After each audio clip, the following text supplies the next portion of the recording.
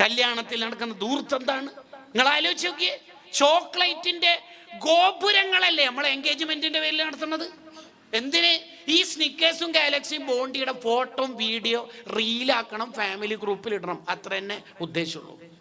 ചോക്ലേറ്റിന്റെ പർവ്വതങ്ങളല്ലേ നമ്മൾ എൻഗേജ്മെന്റിൽ നടക്കുന്നത്. നമുക്ക് നബി സല്ലല്ലാഹു അലൈഹി വസല്ലം തങ്ങൾക്കിടയിലുള്ള ബന്ധം എന്താ?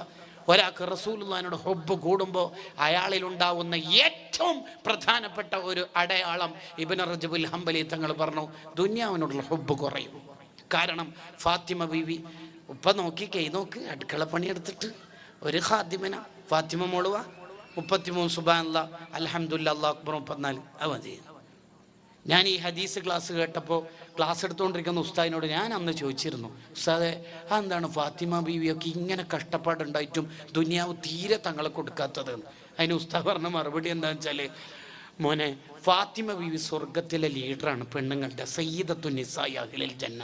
ഫാത്തിമ ബീവി ഇങ്ങനെ ദുനിയാവും ഇപ്പോഴത്തെ ആജിയമാർ എൻ്റെ മക്കൾക്ക് ഞാൻ 2 പീഡിക മുറി പെണ്ണിനടക്കം കൊടുത്ത് അങ്ങനെ കൊടുത്താലുള്ള പ്രശ്നം എന്താ വെച്ചാൽ, ഫാത്തിമ ബീവി ഈ സ്വത്തിൻ്റെ വിചാരണ കഴിയുന്നവരെ അവിടെ തന്നെ ബോർഡിംഗ് പാസ് കിട്ടാണ്ട് എമിഗ്രേഷൻ കഴിയാണ്ട് നിൽക്കും. അപ്പം ബാക്കി കുറേ പാവങ്ങളായ പെണ്ണുങ്ങളെല്ലാം സ്വർഗത്തിലെത്തിയിട്ട് അധ്യക്ഷത വഹിക്കേണ്ട ആൾ ഡിലേ ആയി പോകും. ബുദ്ധിയുള്ള നേതാവിന് അതറിയാം, എൻ്റെ മോള് സ്വർഗത്തിൽ ആദ്യത്തെ ആളാണ്, മോള് പോട്ടെ, ദുനിയാവ് വേണ്ട മോളെ. എന്താ മറുപടി? എന്താണ് ഇസ്ലാം? കണ്ടങ്ങള്, ഇതാണ് ഗസാലി ഇമാമ് ഇഹിയയിൽ ഉടനീളം എന്തിനാണ് ഇഹിയ നമുക്ക് എഴുതി തന്നത്? ദുനിയാവ് വേണ്ടടാന്ന് പറയാൻ. അതിനായി എടുത്തത്. വേറെന്താ പിന്നെ താല്പര്യം? ഇത് മുഴുവൻ ഈ കിതാബ് വായിച്ചു നോക്കിയാൽ നമുക്ക് അതന്നെ മനസ്സിലാവുള്ളൂ. കുട്ടികൾക്ക് ദുനിയാവിനോടുള്ള ഹുബ്ബ് വരാതെ ഉപ്പയും ഉമ്മയും ശ്രദ്ധിക്കണം. അവൻ്റെ കൂടെയുള്ള എല്ലാവരോടും സോഫ്റ്റ് വർത്താനം പറയാൻ പഠിക്കണം. സോഫ്റ്റ് വർത്താനം, ആഠ്യത്തിൻ്റെ വർത്താനം ഉണ്ടാവരുത്. അതുകൊണ്ടല്ല നിങ്ങൾ കണ്ടിട്ടില്ലേ, ചില നല്ല ആജിക്കന്മാരൊക്കെ തന്നെ ആയിരിക്കും, അവർ സ്ഥാപനത്തെ സഹായിക്കും, അവരതിനനുസരിച്ചിട്ട് ഉസ്താദുമാരെയും ഹൈറായ കാര്യത്തെയും ചാരിറ്റിയും ഒക്കെ നല്ലോണം നടത്തും, സഹായിക്കും. ശരി, നല്ല പ്രമാണിമാരായ നല്ല മനുഷ്യന്മാർ. പക്ഷേ അവർ മരിച്ചു കഴിഞ്ഞാൽ അവരുടെ മക്കളെടുത്ത് കലക്ഷനോയൊക്കെ നോക്കി ചെയ്യാം. സാഹിത്യത്തിൽ പിശുക്ക് കാണിക്കും അവർ. ഇക്കണോമിക്കലി കുറച്ച് ക്രൈസിസ് ആണ്, ഫിനാൻഷ്യലി കുറച്ച് പ്രോബ്ലംസ് ഉണ്ട്, ബിസിനസ് കുറച്ച് ഡള്ളാണ്. ഇത് പിശുക്കിൻ്റെ ഇംഗ്ലീഷാണ്, സാഹിത്യത്തിൽ പറയണവർ കടകള്. അവരഥവാ എപ്പോഴെങ്കിലൊക്കെ നമ്മളെ സ്ഥാപനത്തിൽ വന്നാൽ 2 തക്കാഫിൻ്റെ ക്യാഷ് ആ ഓഫീസിൽ കൊടുത്തിട്ട് തിരിച്ചു പോകുമ്പോൾ അങ്ങനെ ഗേറ്റ് പൂട്ടിപ്പോയിനെങ്കിൽ 85 വയസ്സുള്ള ഒരു ഉപ്പാപ്പുണ്ടാവും അവിടെ. പണ്ട് മുപ്പര് കുവൈത്തിലോ ഖത്തറിലോ ഒമാനിലോ ജോലി ചെയ്തത് 36 കൊല്ലം. പിന്നെ വീടുമായി, മക്കളൊക്കെ കെട്ടിച്ചെല്ലായി, പിന്നെ പെണ്ണുങ്ങൾക്കും മക്കൾക്കൊന്നും മുപ്പര് വേണ്ടണ്ടായി, മുപ്പര് ഉപദേശം ഒന്നും തീരെ പിടിക്കാതായി. അതുകൊണ്ട് തന്നെ മുപ്പര് വൃദ്ധസദനത്തിൽ കൊണ്ടിട്ടേക്കുമോ എന്നുള്ള പേടിയിൽ സ്വന്തം ജോലി കണ്ടെത്താൻ സ്ഥാപനത്തിൽ ഉസ്താദിനെ കണ്ടതാ. ഗേറ്റ് കീപ്പറായിട്ട് നിന്നോളാം, രാത്രിയും പകൽ ആര് വണ്ടി വന്നാലും തുറന്നു കൊടുക്കേണ്ടി വരുവേ. പ്രശ്നമല്ല, ആകെ 6000 രൂപയെ ശമ്പളം, കുഴപ്പമില്ല. കാരണം ആരുടെയെങ്കിലും മുന്നിൽ കൈ നീട്ടി ജീവിക്കണതിനേക്കാൾ നല്ലത് അതാണല്ലോ എന്ന് ചിന്തിച്ച് ആ പച്ചയായ 85 വയസ്സുള്ള മനുഷ്യൻ കാലിന് ഓൾറെഡി മുടന്നുണ്ട്, പിന്നെയും ചില പ്രശ്നങ്ങളൊക്കെ മുപ്പരിക്കുണ്ട്. അപ്പോഴാണ് ഈ മോനുണ്ടല്ലോ, ഈ ആഠ്യത്തിൻ്റെ അങ്ങേയറ്റം അഹങ്കാരം തലയിൽ കയറിയ മോന് ഫണ്ടെല്ലാം കൊടുത്തിട്ട് ഇങ്ങനെ വരുമ്പോൾ ഇന്നോവയിൽ ഗ്ലാസ്സൊക്കെ ഇങ്ങനെ തഴിച്ചിട്ട് ഗേറ്റ് ഓർക്ക് മനുഷ്യ എത്ര സമയം എടുക്കണത്, ടൈം എത്രയായി? 2 മിനിറ്റ്. ആ പാവം നാസ്ത കഴിക്കാതെ 11:30 ക്യാൻറ്റീന്ന് കിട്ടിയ 2 ചപ്പാത്തി ഇങ്ങനെ ആ കൈ കഴുകാനെടുത്ത സമയത്തിൻ്റെ സാവകാശത്തിലാണ് മുപ്പര് ഇപ്പോൾ ചൂടാണത്. ഈ ചെറുപ്പക്കാരൻ്റെ 3 ഇരട്ടി വയസ്സുണ്ടാവും ഈ ഉപ്പാപ്പക്ക്.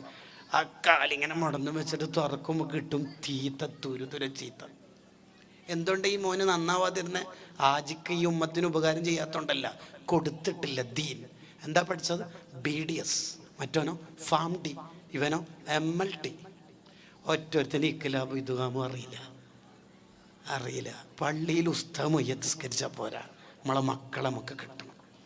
അതിന് റഫ് തനഉം ഇല്ലാതെ നോക്കണം, ആഠ്യത്തില്ലാതിരിക്കണം, ലളിത ജീവിതം. എന്താണ് ഈ കിതാബിൻ്റെ ഇബാറത്ത്? ഞാൻ ഒന്നുകൂടി വായിക്കാം.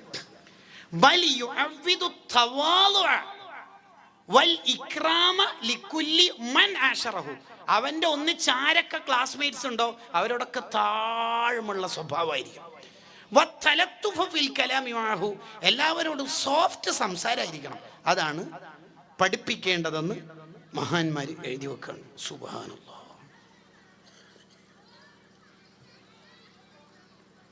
അടുത്തത്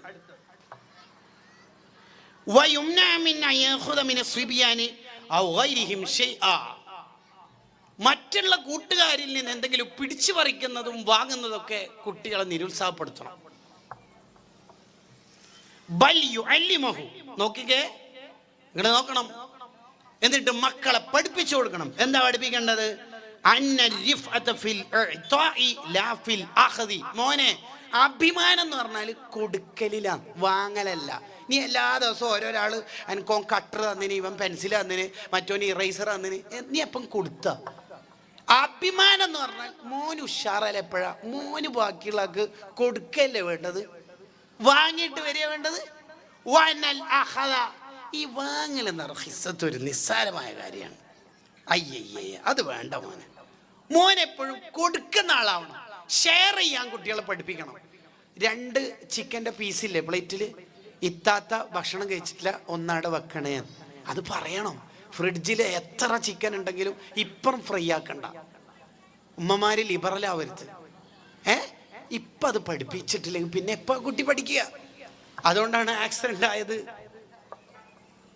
ഫോട്ടോ എടുത്ത് പോകുന്ന പിള്ളേരെ കാണുന്നത്. കാരണം എനിക്കത് അറിയില്ല, മനുഷ്യത്വമില്ല. ഇപ്പം ചില കുട്ടികളിൽ നന്മ ഉണ്ടെങ്കിൽ പോലും, ഒരു ഉദാഹരണം പറഞ്ഞാൽ, ഒരു അന്ധനായ മനുഷ്യന്റെ കൈ 40 സ്റ്റെപ്പ് പിടിച്ചിട്ട് നടന്ന അയാളെ ദോഷം പൊറുക്കുന്ന ഹദീസിലുണ്ട്. അതിലല്ല ചിലപ്പോൾ പിള്ളേർക്ക് രസം. പിന്നെ ഈ ഭാഗത്തുനിന്ന് ഒരു അന്ധനായ മനുഷ്യൻ അങ്ങോട്ടേക്ക് നടക്കാൻ, അയാൾ 40 സ്റ്റെപ്പ് ഇയാളെ കൈ പിടിച്ചിട്ട് ചെറുപ്പക്കാരൻ നടന്നെന്ന് വിചാരിക്കാം. ഓനിക്ക് അതിലല്ല മനസ്സമാധാനം, ടേസ്റ്റ്. പിന്നെ ഏതിലാ ഓൻ വീട്ടിലെത്തുമ്പോൾ തുരുതുര മെസ്സേജ്, മൊത്തം വൈബാണല്ലോടോ, നീയാണല്ലോ ഭയങ്കര സംഭവം, ഇൻസ്റ്റയിൽ മൊത്തം നിന്നെ കുറിച്ചാണല്ലോ. എന്താ സംഭവം? നീ ആരോ കൈ പിടിച്ചിട്ട് റെയിൽവേ സ്റ്റേഷൻ അല്ലെങ്കിൽ ബസ് സ്റ്റോപ്പ് അവിടെ നടന്നിനാ? എപ്പോ മിന്നാന്ന്? അതെ, അതാരോ വീഡിയോ എടുത്തിട്ട് ഇൻസ്റ്റയിൽ ഇട്ടിട്ട് അതാ 1 മില്യൺ വ്യൂവേഴ്സ്.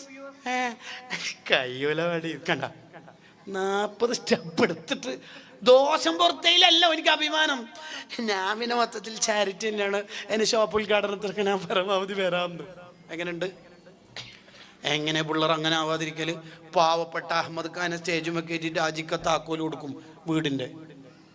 ഫോട്ടോ എടുത്തില്ലേ? എടുത്തോ. എന്നിട്ട് അയാൾ സ്റ്റെപ്പ് ഇറങ്ങി പോകുമ്പോൾ ഫോട്ടോ നോക്കും, ക്ലിയർ ഇല്ല. അഹമ്മദ് ഖാൻ ഒന്നുകൂടി വാ. ഇതല്ലേ നാട്ടിൽ നിന്ന് കാണുന്നത്. പിന്നെ എങ്ങനെ പിള്ളേർ വന്നാല് പറയൂ? പിള്ളേർക്ക് പഠിപ്പിച്ചു കൊടുക്കേണ്ടത് അതല്ല. അങ്ങനെയല്ല നമ്മളെ നാട്ടിലുണ്ടാവും. അങ്ങനെ വളരെ ത്യാഗം സഹിച്ച് കുട്ടികൾക്ക് ദഫും സ്കൗട്ടും പഠിപ്പിച്ച പ്രിയപ്പെട്ട ഉസ്താദിന് കമ്മിറ്റി വക ക്യാഷ് അവാർഡ് സ്റ്റേജുമൊക്കെ കയറ്റിട്ട് കൊടുക്കുന്നത് 100 രൂപ. ഇതാരെങ്കിലും പറയാൻ പറഞ്ഞിട്ട് പറഞ്ഞൊന്നും അല്ല കേട്ടോ. ഇനി അടുത്തത്, കുട്ടികൾ നന്നാവാനും മഹാന്മാര് പറയാണ്, വേറൊരാളുടെ മജിലിസിൽ, വേറൊരാളുടെ മജിലിസിൽ കുട്ടികൾ കാർക്കിച്ച് അങ്ങനെ ഉണ്ടാവും. ചില കുട്ടികൾക്ക് ഈ ലജ്ജ വളരെ കുറവായിരിക്കും. ലജ്ജ കുറവായിരിക്കും. അത് നിരുത്സാഹപ്പെടുന്നതാണ്. അത് പഠിപ്പിച്ചു കൊടുക്കണം കുട്ടികൾക്ക്. ഇപ്പം ഉദാഹരണം പറഞ്ഞാൽ, ഉപ്പിയുമ്മി നല്ല ലജ്ജയുള്ള ആളായാൽ പിള്ളേർ നല്ല ലജ്ജ ഉണ്ടാവും. നമ്മളെ സംസാരത്തിലാണ് ആദ്യം ലജ്ജ വേണ്ടത്. നബി സല്ലല്ലാഹു അലൈഹി വസല്ലം തങ്ങളെ കുറിച്ച് സ്വഹാബത്ത് പറയുന്നുണ്ട്, അശദ്ദുന്നാസി ഹയാഅൻ, ലോകത്തെ ഏറ്റവും കൂടുതൽ ലജ്ജയുള്ള ആളാണ് മുത്തുനബി സല്ലല്ലാഹു അലൈഹി വസല്ലം. ലജ്ജ എന്ന് പറഞ്ഞാൽ 3/4 ഇടരുത്, ട്രൗസർ ഇട്ടിട്ട് നടക്കരുത് എന്നുള്ളതൊന്നും മാത്രമല്ല കേട്ടോ. അതതിൻ്റെ ചെറിയ പാർട്ട് മാത്രം. എന്താണ് ഈ ലജ്ജ എന്ന് പറഞ്ഞാൽ? ആദ്യം നമ്മളെ സംസാരത്തിൽ മറ്റുള്ളവർക്ക് വിഷമാകുന്ന വാക്ക്, അശ്ലീലങ്ങൾ ഒന്നും പറയരുത്. അതാണ് ആദ്യം ശ്രദ്ധിക്കേണ്ടത്. നിങ്ങൾ നോക്കൂ, നബി സല്ലല്ലാഹു അലൈഹി വസല്ലം തങ്ങളുടെ സംസാരത്തിന്റെ രീതി നോക്കണം നിങ്ങൾ. ഒന്ന്, നിങ്ങൾ ഉറക്കത്തുനിന്ന് ഉണർന്നാൽ നേരെ കൈ വെള്ളത്തിൽ മുക്കരുത്. 2 കൊല്ലത്തിൽ കുറവുള്ള വെള്ളത്തിൽ മുക്കാൻ പാടില്ല, അല്ലേ? അങ്ങനെ ഒരു നിയമമുണ്ട് നമുക്ക്. നിങ്ങൾ ഉറക്കത്തുനിന്ന് ഉണർന്നാൽ കൈ മുക്കരുത്. എവിടെ? വെള്ളത്തിൽ.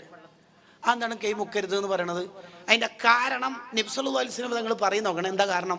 സത്യത്തിൽ അതിൻ്റെ കാരണം എന്താ വെച്ചാൽ, നമ്മളെ കൈ ചിലപ്പോൾ ഔറത്തിൻ്റെ ഭാഗത്ത് പോയിട്ടുണ്ടാവും, അവിടെ ചൊറിഞ്ഞിട്ടുണ്ടാവും, മൂത്രത്തിൻ്റെ ഒരു അംശം കയ്യിലായി, അല്ലെങ്കിൽ വിയർപ്പായി, അതായത് മൂത്രവും വിയർപ്പും കൂടിയായി നജസായി. 2 കൊല്ലത്തിൽ കുറവുള്ള വെള്ളത്തിൽ മുലാഖാത്ത് അവലോടുകൂടി അത് നജസാവും. അതാണ് അതിൻ്റെ കാരണം, അതാണ് സംഭവം. ഔറത്തിൻ്റെ ഭാഗത്തൊക്കെ കൈ ചൊറിയാനും മറ്റൊക്കെ പോയിട്ടുണ്ടാവും. പക്ഷെ റസൂലുള്ളാഹിൻ്റെ ആ മാന്യമായ വാക്ക് നോക്കണം. നിങ്ങൾ ഉറക്കത്തുണർന്നാൽ കൈമുക്കരുത് വെള്ളത്തിൽ. ഉടനെ തങ്ങൾ അതിന്റെ കാരണം പറയണത് കൈ രാത്രി എടെല്ലാം പോയിനെന്ന് അറിയില്ലല്ലോ, അത്രേ പറയുള്ളൂ, അത്രേ പറയുള്ളൂ തങ്ങൾ.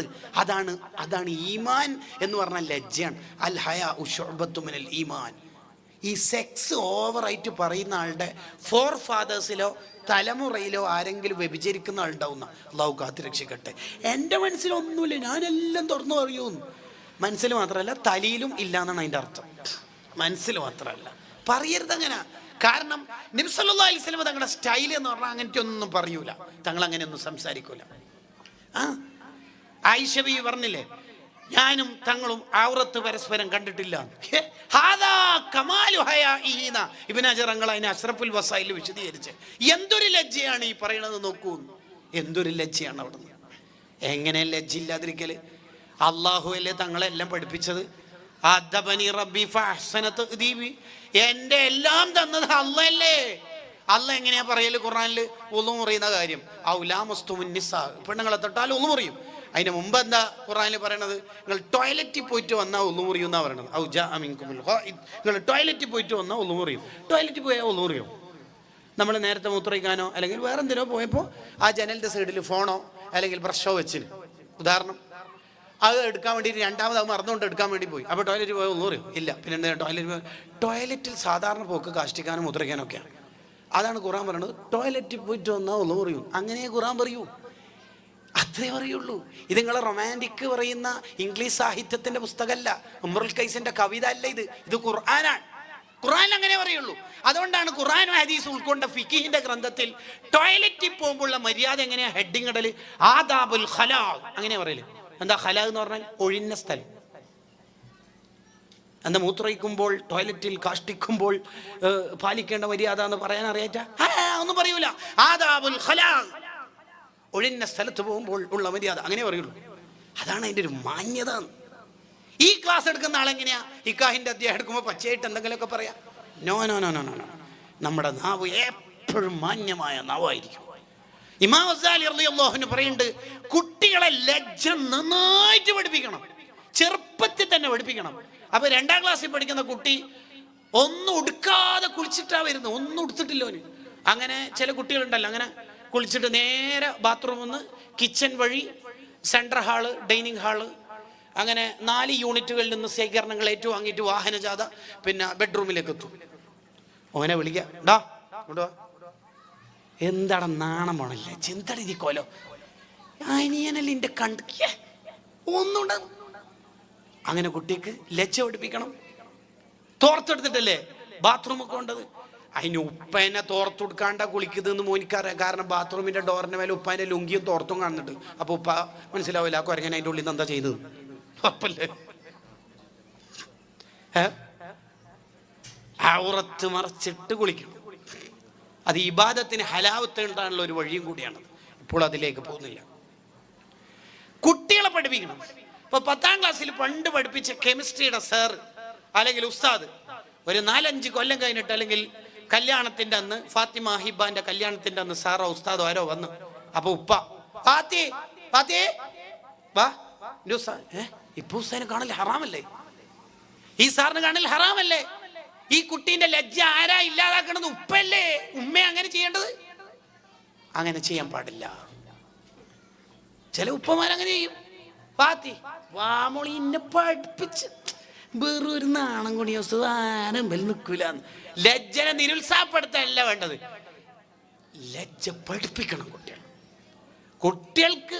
ഒന്നാമത് ഈ കുട്ടികൾ പഠിക്കാത്തതിൻ്റെ ഒരു പ്രശ്നം എന്താണെന്ന് വെച്ചാൽ, ലജ്ജ പോകുന്നതിൻ്റെ ഒരു പ്രശ്നം, ഉമ്മാനെ കണ്ടു പഠിച്ചിട്ടാണ് കുട്ടികൾ ഹയാവും എല്ലാം പഠിക്കല്. അല്ലാമ ബാഖ്റമ റളിയല്ലാഹു അൻഹു പറയുന്നുണ്ട്, ഞാൻ ചെറുപ്പത്തിൽ തന്നെ യാസീന് കാണാതെ ഓതാൻ പഠിച്ചത് ഉമ്മ ഓതുന്ന കേട്ടിട്ടാണ്. ഇപ്പൊ ഇവിടുത്തെ ഉമ്മമാര്, ഓരോ ഉമ്മമാരോട് നിങ്ങൾ ചോദിച്ചു നോക്കിയേ, അവര് ബില്ലിന് ഫീസത്ത് മാല ഞാൻ തുടങ്ങിയിടുന്നേ എന്ന നഫീസത്ത് മാലയും ഫർഫാറ്റ മുഹിയദ്ദീൻ കാവലിലേകല്ല ഈ ഇരവൊക്കെ മൊഹിയദ്ദീൻ ഇതെവിടുന്ന് ഇവർ പഠിച്ചത്? പണ്ട് ഇങ്ങനെ മത്സരം ഉണ്ടായിന, judges please note Mohiyuddin four girls on the stage, അങ്ങനെ എന്തെങ്കിലും ഉണ്ടായിന? ഇല്ല. പിന്നെ എവിടുന്ന് ഇത് ഈ ഉമ്മമാര്, ഈ വയസ്സായ ഉമ്മമാര് പഠിച്ച? ഓറുമ്മാൻ്റെ അടുത്തുനിന്ന്. എടുത്താ പഠിച്ച? ഓറുമ്മാൻ്റെ അടുത്തുനിന്ന്. ഇതാണ് പഠിക്കേണ്ടത്. അതിന് ഉമ്മമാര് പഠിപ്പിച്ചു കൊടുക്കണം. ഉമ്മ ഗ്യാസ് കൊണ്ടുവരുന്ന, ഗ്യാസ് സിലിണ്ടർ കൊണ്ടുവരുന്ന പണിക്കാരൻ്റെ മുമ്പിൽ നേരെ മുഖം തുറന്ന് നിൽക്കുന്നുണ്ട്. മത്സ്യ വിൽപ്പന നടത്തുന്ന ആ ജോലിക്കാരൻ്റെ മുമ്പിലും ഉമ്മ നേരെ നിൽക്കുന്നുണ്ട്. ഈ ഉമ്മാന്റെ മോള് ഹാദിയൊക്കെ പഠിച്ചുകൊണ്ട് ഹിജാബ് ഇട്ടുകൊണ്ട് അവളുടെ ജീവിതത്തിൽ ഫുൾ ടൈം ഹിജാബ് ഉണ്ടാവും? പല കുട്ടികളും മദ്രസയിൽ പോകുമ്പോൾ ഹിജാബും സ്കൂളിൽ പോകുമ്പോൾ ഹിജാബ് ഇല്ലായ്മയും എന്തുകൊണ്ടാണ് രൂപപ്പെടുന്നത്? ഈ കുട്ടികൾ ആരെ കണ്ടിട്ടാണ് ഇത് ഫോളോ ചെയ്യേണ്ടത്? കുട്ടികൾ മൊത്തം കോൺഫ്ലിക്റ്റ് അല്ലേ? ആരെ കണ്ടിട്ടാണ് ഇത് പകർത്തേണ്ടത്? ആരെ കണ്ടിട്ടാണ് പകർത്തേണ്ടത്? കുട്ടികൾക്ക് ലജ്ജ പഠിപ്പിക്കണം, ഔറത്ത് മറക്കാൻ, വസ്ത്രം കറക്റ്റ് ധരിക്കാൻ കുട്ടികളെ പ്രോത്സാഹിപ്പിക്കണം. അത് ഇമാം ഗസാലി റളിയല്ലാഹു അൻഹു വിശദീകരിക്കുന്നുണ്ട്. അടുത്തത്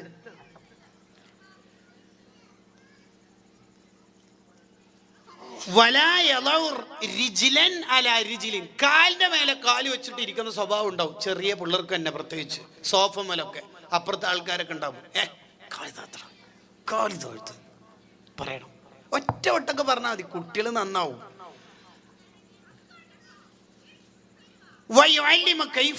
ജുലൂസ്, ഇരുത്തത്തിന്റെ മര്യാദ പഠിപ്പിക്കണം കുട്ടികൾക്ക്. ഇരുത്തത്തിന്റെ മര്യാദ മൗലിദിന്റെ സദസ്സിലേക്ക് മറ്റെങ്ങനെ ഇരിക്കും? ഓക്കെ പറഞ്ഞു കൊടുക്കണം. കുട്ടികൾക്ക് പറഞ്ഞു കൊടുത്താൽ മതി. കുട്ടികളെ മക്കളല്ലേ, നന്നാവും. ഓവറായിട്ട് സംസാരിക്കുന്ന, ടോക്കറ്റീവ് ഉണ്ടാവും, വായാടിയാവുന്ന സ്വഭാവം ഉണ്ടാവും ചില പിള്ളേർ. ഇങ്ങനെ വർത്താനം പറഞ്ഞുകൊടുക്കും. അത് കുട്ടികളെ നിരുത്സാഹപ്പെടുത്തണം. കാരണം അത് വേണ്ട മോനെ, അത് വളരെ മോശം സ്വഭാവമാണ് എന്ന് കുട്ടികളെ പഠിപ്പിച്ചു കൊടുക്കണം. പ്രത്യേകിച്ച് ഈ ഇശായിന് ശേഷം സ്ഥിരമായി ഇങ്ങനെ ദുന്യവിയായ സംസാരിച്ചാൽ എങ്ങനെ നമ്മൾ നന്നാവുക? നബി സല്ലല്ലാഹു അലൈഹി വസല്ലം തങ്ങൾക്ക് വെറുപ്പുള്ള കാര്യം സ്ഥിരം ചെയ്യുന്ന ഒരു മനുഷ്യൻ എങ്ങനെ ലെവലിലേക്ക് എത്തുക? എങ്ങനെ എത്തുക? ഒന്നാമത് നമ്മൾ ഈ അദബ് പഠിപ്പിക്കുന്നിടത്ത് മടിയന്മാരാണ്. എല്ലാവരും ലിബറൽ ആവുകയാണ്. അങ്ങനെ കുറച്ചല്ലേ പിള്ളേർ അങ്ങനെ നോ നോ നോ നോ അങ്ങനെ ചെയ്യരുത്. ഓവറായി സംസാരിക്കരുത്. നബി സല്ലല്ലാഹു അലൈഹി വസല്ലം തങ്ങൾ പറഞ്ഞല്ലോ, അള്ളാഹ്ക്ക് ഏറ്റവും വെറുപ്പുള്ള 3 കാര്യങ്ങളുണ്ട്. ഒന്ന് ഖീല വഖാൽ, കണ്ടതും കേട്ടതും പറയല്. അറിഞ്ഞനാ എന്ത് നാളെ അർത്താലോ പോലും ആരാ പറയുന്നിട്ട് ഗ്രൂപ്പിൽ നിന്ന് കിട്ടിയെന്ന്. അതാണ്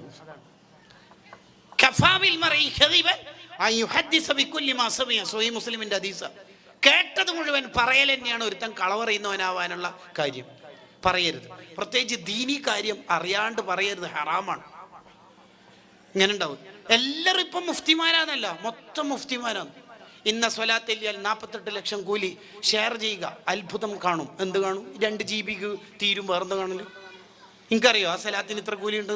അല്ല പറയുന്നിട്ടാണ് ഉസ്താദ്, അത് ഇല്ലെങ്കിൽ തന്നെ നല്ലല്ലേ. കള പറഞ്ഞിട്ടാണോ ഇസ്ലാമ പ്രചരിപ്പിക്കല്? പറയരുത്. അറിയാത്തൊന്നും പറയാൻ പാടില്ല. നവവി ഇമാം റഹിമഹുല്ലാ അത് വളരെ ഗൗരവത്തിൽ പറയുന്നുണ്ട്.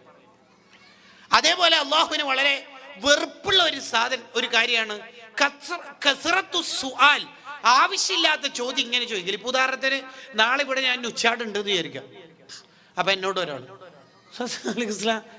ഇന്നലെ പോയിനെ പിന്നെന്താ ഇവിടെ? ചെറിയൊരു കാര്യത്തിന് വേണ്ടി വന്നതാണ്. എന്താ കാര്യം? ചെറിയൊരു ആവശ്യം. എന്നാലും നമ്മളോടൊന്നും പറയൂലല്ലേ, നിങ്ങൾക്ക് വേറെ പണിയൊന്നുമില്ല ഇല്ലേ? ഒരാൾക്ക് പറയാൻ ആഗ്രഹമില്ലാത്ത കാര്യം കുത്തി ചോദിക്കരുത്. ഇവിടെ എന്താ കാര്യം? ഇവിടെ വരെ ഒന്ന് വന്നതാണ്. ഇവിടെ വരെ എന്ന് വെച്ചാൽ കുറച്ചപ്പുറം വരെ എന്ന് വെച്ചാൽ എന്തിന്? അങ്ങനെയുണ്ട്. ചില ആൾക്കാരെല്ലാം ട്രെയിനെല്ലാം ഇറങ്ങിയിട്ട് റെയിൽവേ സ്റ്റേഷനിലെല്ലാം കൂട്ടാൻ ചില ആൾക്കാർ വരുമല്ലോ. അവരുടെ ചോദ്യമെല്ലാം കേട്ടാൽ ചിലപ്പോൾ നമുക്കെല്ലാം തോന്നലുണ്ട് വയലിന് നടന്നിട്ട് പോയാൽ മതിയേനോ. എന്തെല്ലാം ചോദിക്കൽ റഹ്മാൻ, എത്തപ്പ ചോദ്യം. ഗൾഫുകാർ വന്നപാട് കേൾക്കുന്ന ഒരു ചോദ്യം, എപ്പാ പോക്ക്? മാലിക് ഇമാമിനോട് ഒരാൾ ചോദിക്കുന്നുണ്ട്, നിങ്ങൾക്ക് എത്ര വയസ്സായി? മാലിക് ഇമാമ് തിരിച്ചു ചോദിച്ച്, എനിക്ക് എത്ര വയസ്സായി എന്നിട്ട് എനിക്കെന്താ കാര്യം? ഇല്ലല്ലോ, ആവശ്യമില്ലാണ്ട് പോയെ. നമ്മളെപ്പോൾ ശ്രദ്ധിക്കണം, ആരോടായാലും അവരുടെ സമയം കളയരുത്. ചിലപ്പോൾ നമുക്കുള്ളൊരു സൂക്കട വെച്ചാൽ ഒരു വലിയ ഉസ്താദോ അതിഥിയോ തങ്ങളോ ഒരു സ്ഥലത്ത് വന്ന് സോഫമ്മലാറ്റി ഇരിക്കുന്നുണ്ടാവും. അപ്പോൾ നമ്മൾ വെറുതെ അടുത്ത് വെച്ചാൽ അത് നേരത്തെ എത്തിയ ഭക്ഷണം കഴിച്ചാൽ നമുക്ക് തന്നെ അറിയാം ഭക്ഷണം കഴിച്ചിന് നേരെ എത്ര മണിക്ക് എത്തിയെന്നല്ല നമുക്കറിയാം. എന്നാലും ഭക്ഷണം കഴിച്ചാൽ വേറെ റാത്തന്നല്ല നമ്മളെല്ലാം ഓർമ്മ ഉണ്ടാ ഇല്ല എന്ന് പറഞ്ഞ് നീ കുടുങ്ങിയില്ല. എന്തിനാ മോനെ വെറുതെ ചോദിക്കാൻ നിൽക്കുന്നു? എന്തിനാ ചോദിക്കുന്നത്? സൻ എന്നെ ഓർമ്മ ഉണ്ടാ എന്തിനാ വെറുതെ ചോദിക്കാൻ നിൽക്കുന്നത്? ആവശ്യമില്ലാത്ത ഒരു ചോദ്യം നമ്മൾ ചോദിക്കരുത്. ബൈനു ഇസ്രായേലുകാർ കുടുക്കിയത് അങ്ങനെയാ. ചെയ്യരുത്, ആവശ്യമില്ലാത്ത ചോദ്യം ചെയ്യും. അങ്ങനെയുണ്ട് ചില സ്ഥാപനത്തിൻ്റെ ഒക്കെ കിസ്സൊക്കെ അങ്ങനെ പരിപാടി കാണാം. ഖദീജ ബീവിയുടെ മൂത്തമാരെ മോൻ്റെ പേരെന്താന്നാലും ചോദിക്കും. കിസ്സേ ഒരാവശ്യം ഉണ്ടാവില്ല. എന്താ അതിനെ കൊണ്ടൊക്കെ ഉപകാരം? ചോദിക്കരുത്. മനസ്സ് വേദനിപ്പിക്കുന്ന ചോദിക്കരുത്. ചിലപ്പോൾ അവർക്ക് ശമ്പളം പറയാൻ മടിയുണ്ടാവും. എന്താ ചോദിക്കുന്നത്? ചോദിക്കരുത്. ഒന്നും അങ്ങനത്തൊന്നും ചോദിക്കരുത്. ഇപ്പൊ ചിലപ്പം ചില ഉസ്താദുമാര് നമുക്കൊരു ഗൗരവപ്പെട്ട ആളായിട്ട് തോന്നും. അങ്ങനെ തോന്നല് മൂപ്പറൊന്നും നമ്മളോട് മിണ്ടിയില്ല. കുറേ സമയം ഒന്നിച്ച് ട്രെയിനിലുണ്ടായിരുന്നു, കാറിലുണ്ടായിരുന്നു, ഒന്നും മിണ്ടിയില്ല. എന്നിട്ട് പിറ്റേന്ന് ഫേസ്ബുക്കിൽ ഇടുകയും ചെയ്യും. എന്തൊരു കഷ്ടം എന്ന് പറയണ്ടേ. ഇമാം ഗസാലി റളിയല്ലാഹു അൻഹുവിന്റെ കൂടെ ഒരാൾ യാത്ര ചെയ്തു. എത്ര? 3 മാസം. എവിടെ? ട്രെയിനിലാ? കാറിലാ? അല്ല, കുതിരപ്പുറത്ത്. ഇങ്ങനെ ഒട്ടിച്ചേർന്ന് നിന്നിട്ട് ഇങ്ങനെ യാത്ര ചെയ്തു. ഒട്ടിച്ചേർന്ന് നിന്നിട്ട് യാത്ര ചെയ്തു. എത്ര കാലം? 3 മാസം. ദിക്റും സ്വലാത്തും ഖൈറും ഇൽമും തന്നെ വായിൽ. ആരുടെ? ഗസാലി ഇമാമിന്. ഇയാളോടൊന്നും വേണ്ടിയിട്ടൊന്നുമില്ല. 3 മാസം കഴിഞ്ഞിട്ട് ഗസാലി ഇമാമ് ലക്ഷ്യസ്ഥാനത്തേക്ക് എത്തി. കുറേ സ്ഥലത്ത് പോകാനുണ്ടായി, എത്തി. എന്നിട്ട് ഇയാളോട് ചോദിച്ചു, നിങ്ങളെ നാടെടെ? ഡമസ്കസ്. ആ, നല്ല നാട്. ഇയാൾ പറയുന്നുണ്ട്, യാത്ര ചെയ്ത ആൾ പറയുന്നുണ്ട്, ഇതല്ലാത്തൊരു വർത്താനം ഗസാലി ഇമാം പറഞ്ഞിട്ടില്ല. എന്തിനാ സമയം കളയേണ്ട ആവശ്യം? നമ്മളൊക്കെ ആരുടെയും സമയം കളയരുത്. നമ്മളും ഓവറായി സംസാരിക്കരുത്. കാരണം നബി സല്ലല്ലാഹു അലൈഹി വസല്ലം തങ്ങൾ പറയുന്നുണ്ട്, വ ഇന്ന അബ്അദകും ഇലയ്യ, എനിക്ക് നിങ്ങളിൽ ഏറ്റവും വെറുപ്പുള്ള ആള്, വ അബ്അദകും മിന്നി മജ്ലിസൻ യൗമൽ ഖിയാമ, ആഖിറത്തിൽ എന്നോട് ഏറ്റവും ദൂരത്തുള്ള ആള് അസ്സർസാറൂൻ, സർസാർ എന്ന് പറയുന്നവരാണ്. തിർമിദി ഇമാം സർസാറിന്റെ വിശദീകരണം അൽ കസീറുൽ കലാം, ഹുവൽ കസീറുൽ കലാം, ഓവറായി സംസാരിക്കുന്ന ആൾ, ടോക്കറ്റീവ്, തുരുതുരോ വർത്താനം പറയാം. അങ്ങനത്തെ ആളാവരുത്. കുട്ടികളെയും ഓവർ ആവശ്യമില്ലാത്ത കാര്യം ഇങ്ങനെ പടപടാ പറയുന്നത് നിരുത്സാഹപ്പെടുത്തണം. ഇനി അടുത്തത്, വയുംനഉ മിനൽ ഹലിഫി റഅ്സൻ സ്വാദിഖൻ കാന ഔ കാദിബൻ, സത്യം ചെയ്യുന്ന സ്വഭാവം. ബാക്കിയും കൂടി ഈ വാർത്ത വായിക്കാം. ഹത്താ ലാ യഅ്താദു ദാലിക ഫി സിഗരി, ചെറുപ്പത്തിൽ തന്നെ ആ സ്വഭാവം നിരുത്സാഹപ്പെടുത്തണം. വല്ലാഹി സത്യം, ഞാൻ സത്യമായിട്ട് നിസ്കരിച്ചിട്ടാ വരുന്നത്, കാല് നോക്കും. അതൊന്നും സത്യം ചെയ്യാൻ പറയരുത്. അത് കള്ള സത്യമായാലും ഓ നിസ്കരിച്ചിട്ട് തന്നെ വരുന്നത്, എന്നാലും സത്യം ചെയ്യിപ്പിക്കരുത്. ഇമാം ഷാഫി റളിയല്ലാഹു പറയണ്ടല്ലോ, ഞാൻ ചെറിയ പ്രായം മുതലേ ഈ സത്യം ചെയ്ത സ്വഭാവം ഇല്ല. അള്ളാഹിനെ ഇങ്ങനെ സത്യം ചെയ്യാനുള്ള നാട്ടക്കുറ്റിയാക്കരുത് എന്ന് ഖുർആനിൽ പറയുന്നുണ്ട്. അള്ളാഹിനെ വെച്ചിട്ടല്ലേ ഈ വർത്താനം. വല്ലാഹി വല്ലാഹി ഒരു ഗൗരവപ്പെട്ട കാര്യമല്ലേ അത്? കുട്ടികളിൽ അതുണ്ടാവരുത്. സത്യം പറയും വല്ലാഹി. ഉപ്പേനെ ചോദിക്കുന്നുണ്ടെങ്കിൽ എങ്ങനെയാ കുട്ടി നന്നാവും? കുട്ടികൾക്ക് അത് നിരുത്സാഹപ്പെടുത്തി കൊടുക്കണം. അതാണ് അടുത്തത്. മഹാൻ തുടരുകയാണ്,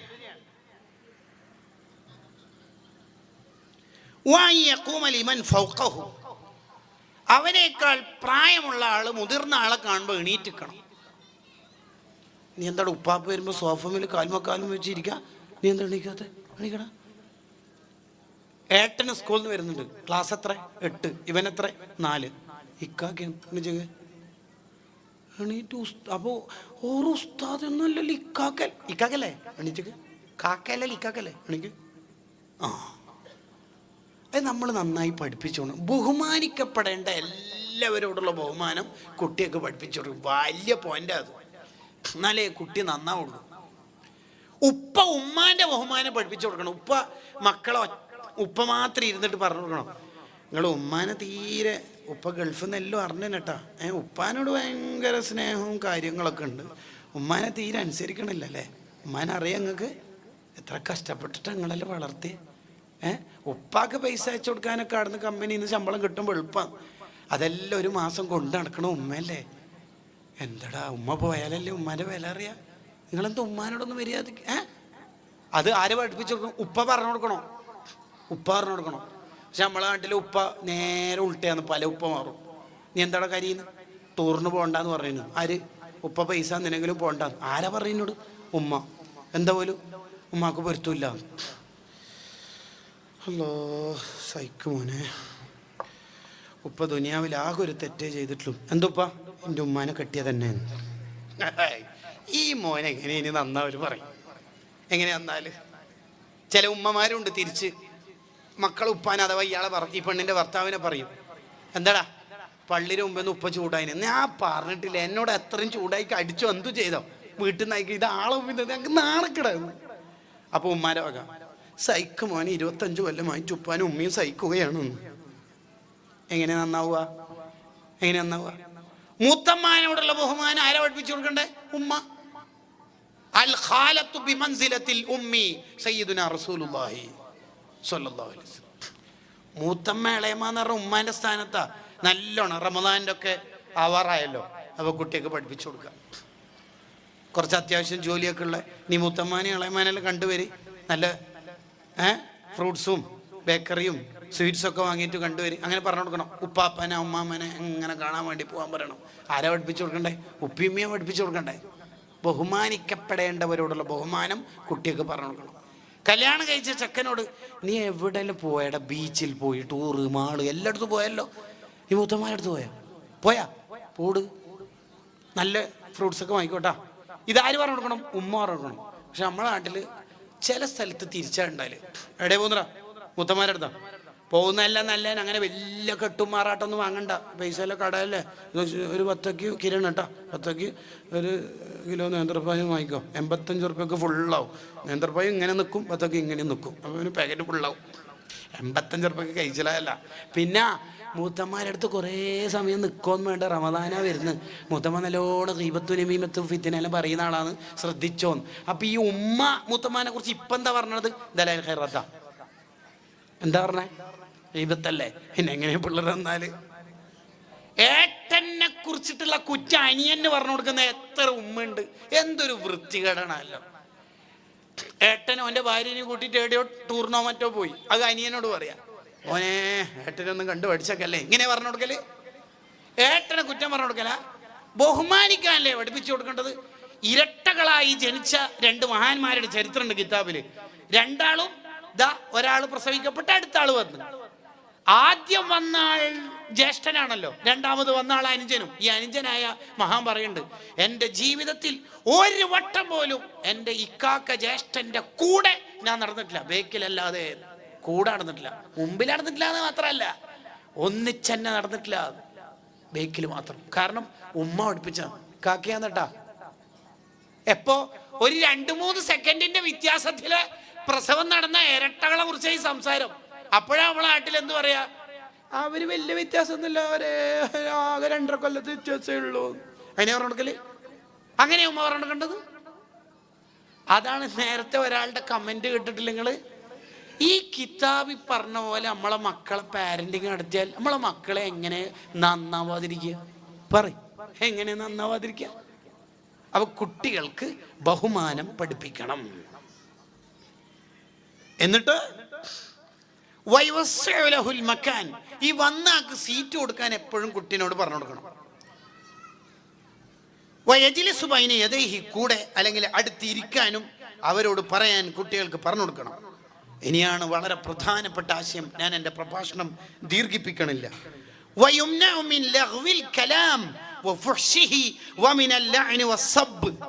അസഭ്യവാക്കുകൾ, ചീത്ത വാക്കുകൾ, ചീത്ത വിളി, ഇതെങ്ങാനും ഒരു വട്ടം കുട്ടിയിൽ നിന്ന് വന്നാൽ ബ്ലോക്ക് ചെയ്യാം.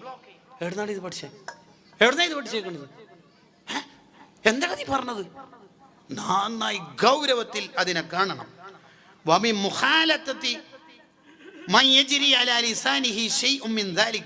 ഇത്തരം കൂട്ടുകാരിൽ നിന്ന് അവരെ അകറ്റി നിർത്തണം.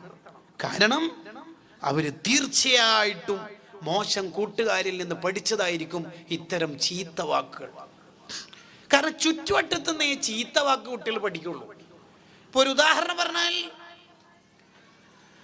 നമ്മളെ വീട്ടിലെ ബാത്റൂമിലെ പൈപ്പ് ഇങ്ങനെ ടാപ്പ് ഇങ്ങനെ തുറന്നപ്പോ ചെളി വെള്ളം വരുന്നുണ്ട്. പിന്നെ ഭയങ്കര ദുർഗന്ധവും, എന്തോ ജീവിച്ചത്ത പോലെ. നിറത്തിൽ മാറ്റമുണ്ട്, രുചിയിൽ മാറ്റമുണ്ട്, എല്ലാത്തിലും മാറ്റമുണ്ട്. നമ്മൾ എന്താ ചെയ്യല്? ഈ വെള്ളം, ദുർഗന്ധമുള്ള വെള്ളം വരുന്നോണ്ട് നമ്മൾ എന്താ ചെയ്യല്? പേപ്പടിച്ച് പൊട്ടിക്കോ, ചെവി മുരുടോ? ഇല്ലല്ലോ. അതേപോലെ എന്താ വെള്ളം ചെയ്യല്? ഉടനെ വാട്ടർ ടാങ്ക് നോക്കുമ്പോൾ ഒരു പൂച്ചകത്തിന് കണ്ട, അപ്പോൾ ടാങ്കിൽ വെള്ളം മാറ്റും. അതല്ലേ ചെയ്യല്? അതേപോലെ നമ്മളെ പിള്ളേർ ചീത്ത വിളിക്കുന്നുണ്ടെങ്കിൽ നേരെ സ്കൂളിലെ സാറോ മദർസയിലെ ഉസ്താദോ ചെവി മുരുടിയിട്ട് ഓനെ വേദനിപ്പിക്കുന്നതിന് പകരം ഈ പൈപ്പിന്ന് വന്ന ദുർഗന്ധം എവിടുന്നാന്ന് നോക്കുക. വാട്ടർ ടാങ്ക് ഉപ്പിയും ഈ പൊരിഞ്ഞ തെറി വിളിക്കുന്ന നോക്കുന്നുണ്ടെങ്കിൽ ടാങ്ക് മാറ്റാൻ ഉപദേശിക്കുക. ഇടയ്ക്കിടയ്ക്ക് പാരൻസ് മീറ്റിംഗ് വിളിച്ചിട്ട് ഇത് പറഞ്ഞു കൊടുക്കുക. അത്ര തന്നെ. ഓട്ടോറിക്ഷൻ്റെ മുമ്പിലത്തെ ടയറാണ് മക്കൾ, ബേക്കിലത്തെ 2 ടയർ ഉപ്പിയുമ്മയാണ്. ഏതെങ്കിലും ഒന്ന് പഞ്ചറായാൽ മുമ്പിലത്തെ ടയറിന് എത്ര കാറ്റുണ്ടായാലും പോലും നല്ല ബുദ്ധിയാണ് ഉസ്താദേ, എന്താണെന്നറിയില്ല. ഒന്നുമല്ല, നമ്മൾ നന്നായാൽ മതി. വടി വളഞ്ഞാൽ നിഴലും വളയും. നമ്മളെ വാക്കായിരിക്കും കുട്ടികൾ. ശ്രദ്ധിക്കണം, ശ്രദ്ധിക്കുക.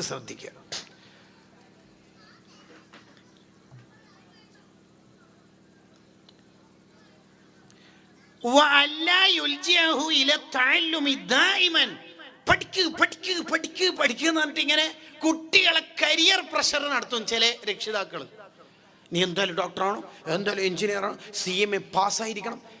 കാരണം കുട്ടികളെ പഠിപ്പിക്കണം, പക്ഷെ പഠനം അവർക്കൊരു മടിയായി തോന്നാൻ പാടില്ല. 2 ദിവസത്തെ വെക്കേഷൻ കിട്ടുമ്പോൾ ഉടനെ തുടങ്ങും വെക്കേഷൻ ക്യാമ്പിലേക്കോ കോളേജിലേക്കോ ഒറ്റ അയക്കാൻ, കമ്പ്യൂട്ടർ കോഴ്സിലേക്കോ അയക്കാൻ. ഒന്ന് സാലിമാൻ പറയാ, കുറച്ചൊക്കെ കുട്ടികളെ കളിക്കാനൊക്കെ വിടണമെന്ന്, കുറച്ചൊന്ന് റിലാക്സ് ആവണം കുട്ടികൾ. അത് വേണം. കരിയർ പ്രഷർ ഇപ്പോഴത്തെ കുട്ടികൾ നേരിടുന്ന ഒരു പ്രശ്നമാണ്. അതുകൊണ്ടാണ് ഒരു കുട്ടി 10ാം ക്ലാസ്സിലേക്ക് പാസ്സായി എന്ന് വിചാരിക്കുക, ഫാത്തിമ. ഓള് ബാത്റൂമിൽ പോയിട്ട് ഒള്ളോടുത്ത്, ഓൾക്ക് ഒള്ളുവിൽ ചെറിയ വസ്വാസായിട്ട് പിന്നെ ഒള്ളോടുത്ത്, അല്ലെങ്കിൽ ടോയ്ലറ്റിൽ പോയിട്ട് മൂത്രമൊഴിക്കുമ്പോൾ പിന്നെ എന്തോ ഒരു വേദന, അങ്ങനെ എന്തോ ഒരു 5 മിനിറ്റ് ഡിലേ ആയി. അന്നേരം ഉമ്മ ഫാത്തേ SLC ആണേ, ഓർമ്മണേ, അങ്ങനെ. ഓക്കെ, കുട്ടി എന്തോ ഒന്ന് ഇന്നലെ രാത്രി കുറച്ചധികം പഠിച്ചിട്ട് ഉറങ്ങിപ്പോയിട്ട് ഇങ്ങനെ സാധാരണ 5:30 അല്ലെങ്കിൽ 4:30 എണീക്കുന്ന കുട്ടി 5:35 4:35 ആയി. ഫാത്തേ എണീച്ചിട്ടില്ല, SLC ആണേ. എന്നേരം ഈ കുട്ടീനെ വിചാരിക്കും 9 തോറ്റാൽ മതി. അതിനൊന്നും ഇതെന്താ എന്നെങ്ങാൻ വിടാത്ത? കുട്ടികൾക്ക് സ്വപ്നം കാണാനൊക്കെ പഠിപ്പിക്കണം. പക്ഷേ സ്വപ്നം കാണുന്നതിൽ നല്ല തന്നെ പറക്കണമെങ്കിൽ ചിറകും വേണം. പോത്ത് വിചാരിക്കുക നമുക്ക് പറക്കണോ? നടക്കൂല. എത്ര വലുതായാലും നടക്കൂല. പുഴു വിചാരിക്കുന്നത് നാളെ പൂമ്പാറ്റിയാകുന്നതിന് മുമ്പ്, നാളെ ചിറക് വരുന്നതിന് മുമ്പ്, നാളെ മുതൽ പറക്കണം. അതിന് നടക്കും. കാരണം 45 ലക്ഷം അഡ്മിഷൻ തന്നെ കൊടുക്കേണ്ട കോഴ്സിൽ ഈ ദാരിദ്ര്യത്തിൽ ജീവിക്കുന്ന കുടുംബം ഓൻ അങ്ങനെ പറഞ്ഞാൽ എങ്ങനെ ഉണ്ടായാലും ഓനിക്ക് മര്യാദ അറബി അക്ഷരം തന്നെ വായിക്കാൻ കഴിയാത്ത ഒരുത്തനെ ഹിഫ്ള് ഖുർആനിൽ ചേർത്താൽ എങ്ങനെ ഉണ്ടാവും? SLCക്ക് തന്നെ എങ്ങനെയോ കഷ്ടി ജയിച്ച് ഒരുത്തനെ പിടിച്ച് സ്റ്റാൻസിൽ തള്ളിയിട്ടാൽ എങ്ങനെ ഉണ്ടാവും? ഓരോരുത്തരുടെ കരിയർ എന്ന് പറഞ്ഞാൽ അവരുടെ കൊക്കിന് ഒതുങ്ങുന്നത് മാത്രമാകുക. അവരെ പഠിപ്പിച്ചിട്ട് അവർക്ക് പഠനം ഒരു മടുപ്പുണ്ടാകാൻ പാടില്ല. ഞാൻ എൻ്റെ വിഷയം അവസാനിപ്പിക്കുകയാണ്.